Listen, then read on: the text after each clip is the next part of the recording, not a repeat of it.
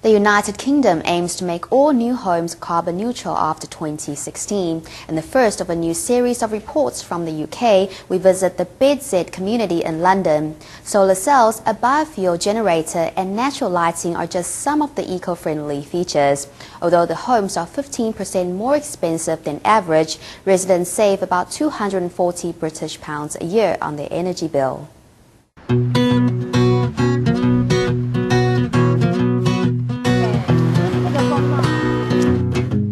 Colourful wind cowls turning in the breeze are a landmark at London's Beddington Zero Energy Development Community, or BedZED for short. Using the force of the wind and the indoor and outdoor temperature difference, fresh air is sucked inside through the wind cowls to keep circulation going. And by using a heat exchange system, the expelled hot air warms the incoming cold air so that the temperature inside does not drop. It's warm. It is warm. So this provides daylight at the back of the building. The light foundation. Yes, absolutely. So you don't have to switch on electric light bulbs. Bedrooms downstairs. Asif Din was one of the first architects involved in the BedZED project. Following him inside, from the bedrooms to the living room, there's no need to turn on the lights because the south-facing windows let in the sun. And there's no sign of a central heating system because solar panels on the rooftop and windows store electricity while letting sunlight through to warm the interior. In the UK, heating load is the majority of the energy that's actually used within the home. One of the main driving points of the residential units on this site is that all of them had to face south. This allowed maximum passive solar gain into the buildings and reduce the heating load in the buildings. In the community, all utility needs are supplied by a self-sufficient biofuel generator, which is like a mini power plant. Waste wood chips collected from the park are burned in the boiler to make enough electricity, converted from the heat, to supply the entire community, while the excess heat produced by the furnace is captured for the community's hot water needs. Right next to the residential area is an office block. Hello, is that here? This is Z Factory, a company owned by BedZED designer Bill Dunster, who has an office, a home and even a street named after him here. The architect wanted to create a carbon-neutral community that was livable and, most importantly, had convenient but eco-friendly transportation, which is why the office buildings are right by the apartments, so residents can walk to work. But what if you want to travel outside the community? The site is very much linked to London. It has 2 bus routes. It has a train station which is 5 minutes away, and also a tram station which is 10 minutes away. So it's well served and people can come in and out of site very, very easily. And put in the number. So you can book it now if you want. So edit the booking.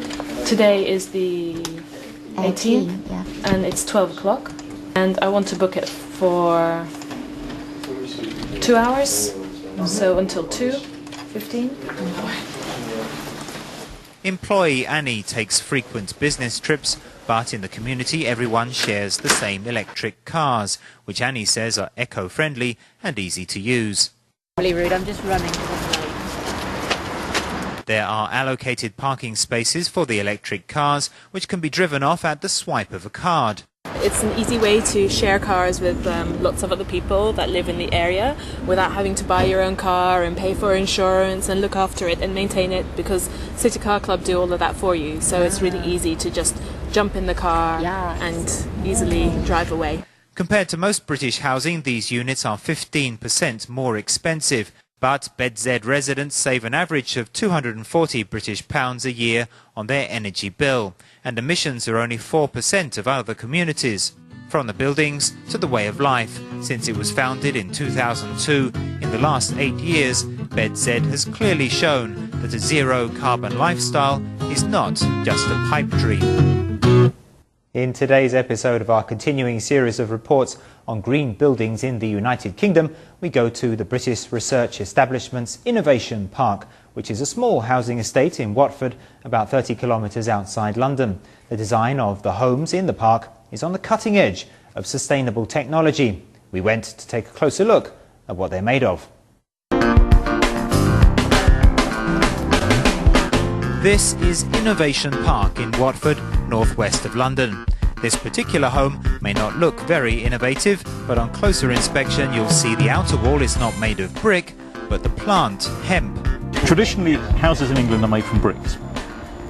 So you dig clay out of the ground, you put it into an oven and you bake it, and that makes a brick. There's a lot of energy used. The hemp plant is grown, and it's grown, the fibres from it are used to make rope, and to make clothing and to make insulation. This is from the middle of the plant, from the centre of the stems, and is a waste material. So normally it should be thrown away, but now we can use it to build a house like this. In the UK, hemp is a very common plant. Its fibres fill the walls with pockets of air, making it a natural insulator. After drying, the hemp is mixed with water and limestone, just like adding cement, before it's poured into a mould. After one day, this is dry, and you take away the shuttering. You move it upstairs and you do the next floor up. So the walls are very quick to make. And this, all of that is the thickness of the wall, and all of that is insulation. In the cold British climate, central heating is the biggest consumer of energy. To keep out the winter weather and conserve power at the same time, buildings must first keep their warmth inside. This is a piece through the wall. We've drilled a hole, cored a sample out of the wall. So the wall is 300 millimetres thick. You need a certain amount to give it some strength, but also because all of that is providing insulation, so it's keeping the heat inside the house. But the window is this thick. Okay, with a sheet of glass, with glass on the outside, glass in the middle, glass on the front, so 3 sheets of glass.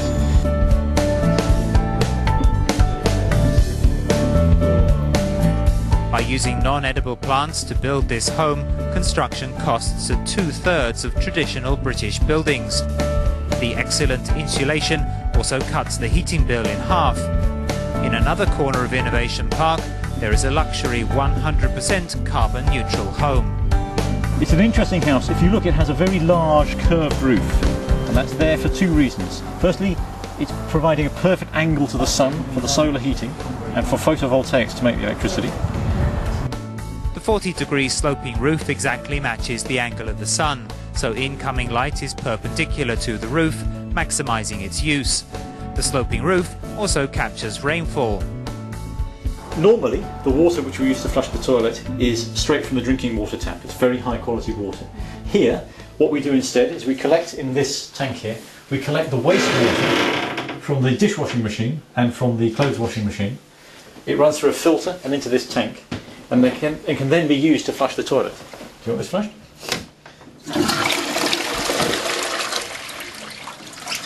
But that water is wastewater. It's not water good enough to drink, but it's water we'd normally just be throwing away. So before we throw it away, we can use it again to flush the toilet. Starting in 2016, by law, all new homes in the UK must be carbon neutral. Perhaps the homes in Innovation Park give us a glimpse into the future of sustainable buildings and green living. The question of how to build homes that are sustainable and energy saving has moved to the top of the academic agenda. In the latest in our series of feature reports from the United Kingdom, we visit the experimental low-energy housing estate in Nottingham University. The collection of houses are designed, built, improved and lived in by the research team.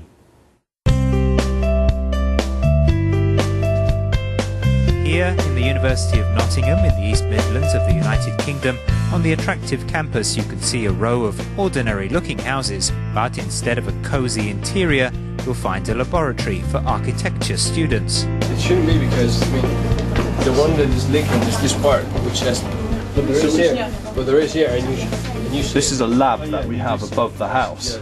So one thing we're doing is live projects. So we want people to live in the house so we can see how the house performs, but we don't want to interrupt them and inconvenience them. So we actually do all our monitoring in a different room from the house. This is above the house. Because I've reset it 3 times because it didn't do that. Okay. But which one is this? Is this going up to the...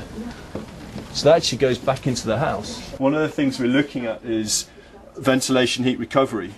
So we're looking at how we can provide energy efficient ventilation within the house itself, but we have observed that the system could potentially work more efficiently. And so what the students are doing is trying to understand how efficient the system is and where it could be made more efficient. In Britain, architects have to scratch their heads about how to ventilate a home without opening the windows and letting out the warmth in winter.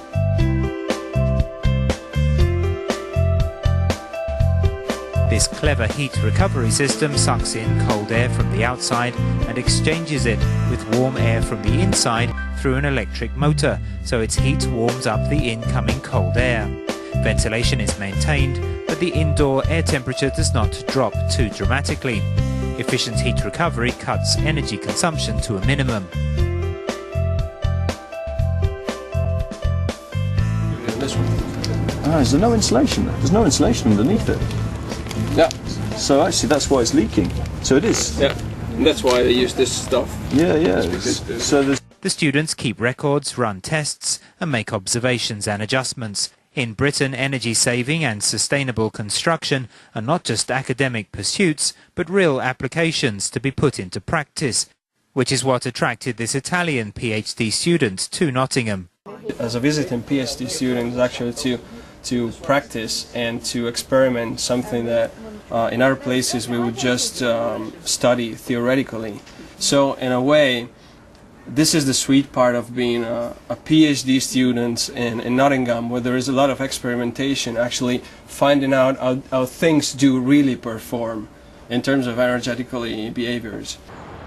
From building it to living inside it, the students are not just the architects, but the occupants of this low-carbon house. The hands-on experience helps them test the feasibility of the latest energy-saving innovations.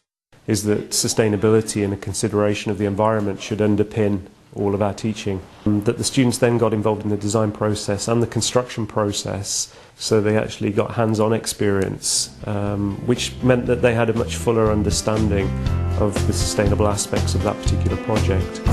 Inside the classroom, the students sit together in group discussions. Outside, they put their theories into practice. Like a factory of ideas, the university is turning out the next generation of low-carbon architects. In the latest in our series on low-carbon buildings in the UK, we visit London's Greenwich Peninsula. This area by the River Thames used to be home to the biggest gas works in Europe. Years of development turned it into a toxic wasteland. But now the soil has been cleaned up and restored for new housing and office buildings. Instead of cutting down trees and clearing green fields for development, this is an example of so-called brownfield regeneration. The Greenwich Peninsula on the south bank of the Thames is still a thriving hive of activity it was centuries ago. Yet abandoned factories and obsolete gas holders are a reminder of the rise and fall of the Industrial Revolution and the pollution it left behind.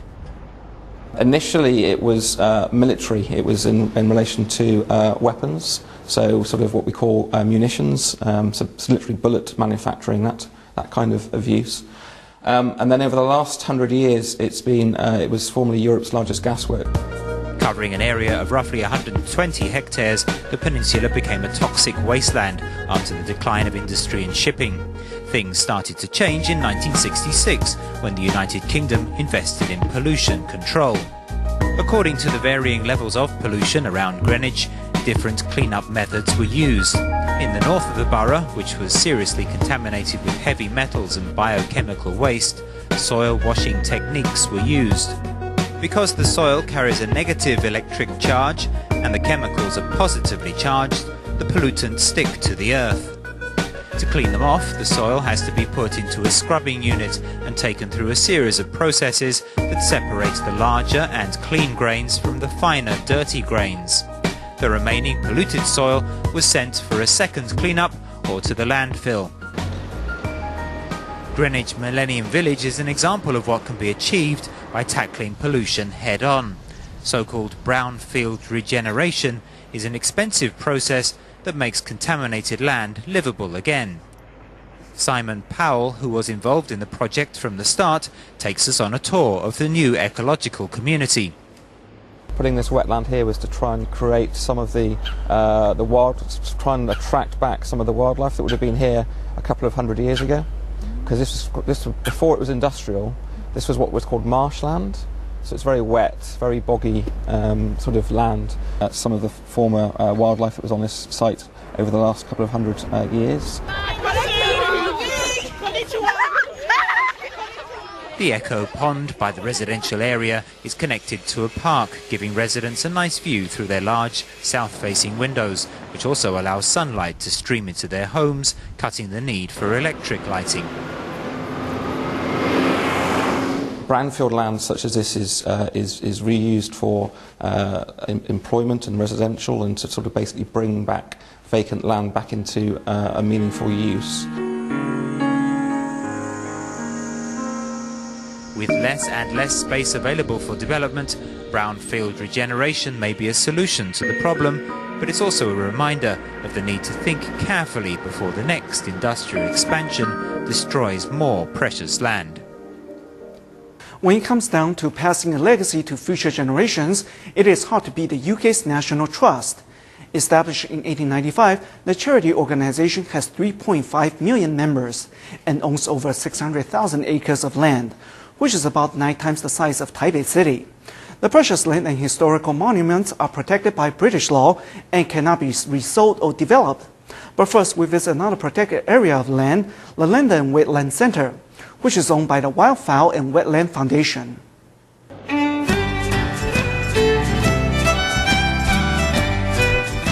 Called the tufted duck. Oh, tufted. It's diving. I dive, yeah, they're diving ducks, yeah. It's difficult to imagine that such a natural area of wetland is only half an hour's drive from central London. 20 years ago, this used to be a reservoir that supplied drinking water to London's citizens. With modernisation of public utilities, the reservoir fell into disuse. Then, with the support of the Wildfowl and Wetland Trust, the London Wetland Centre was created.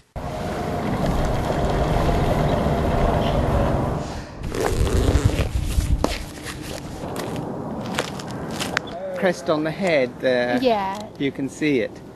Birdwatcher John comes to the centre many times a year. He is one of the 200,000 members of WWT who pool their energies to protect this rare area. The main thing is the birds that are attracted here, that come in, they migrate in autumn.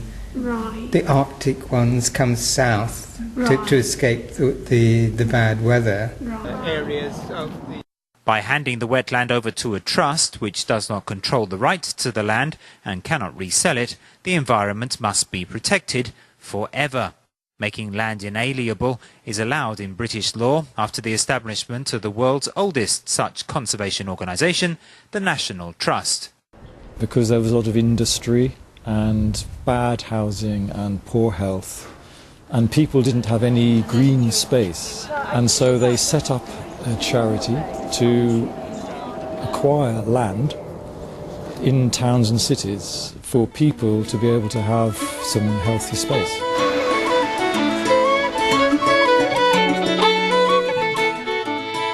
Away from London in the Lake District, in northern England, the idyllic surroundings attract visitors all year round. The National Trust cares for a vast area of this land. Children's author Beatrix Potter drew on the unspoiled scenery of the Lake District as inspiration for her books. Not wanting to see the area overdeveloped, she used her royalties to buy the hilltop farmhouse and surrounding land, which she donated to the National Trust. People give money and land and buildings to the National Trust because it's their way of leaving something behind when they die that is permanent. Over a century old, the National Trust is backed up by over 3.5 million members and has successfully acquired 240,000 hectares of land. The Trust's slogan, "Forever, for everyone," sums up the independent charity's belief that common ownership is the best way to protect the environment.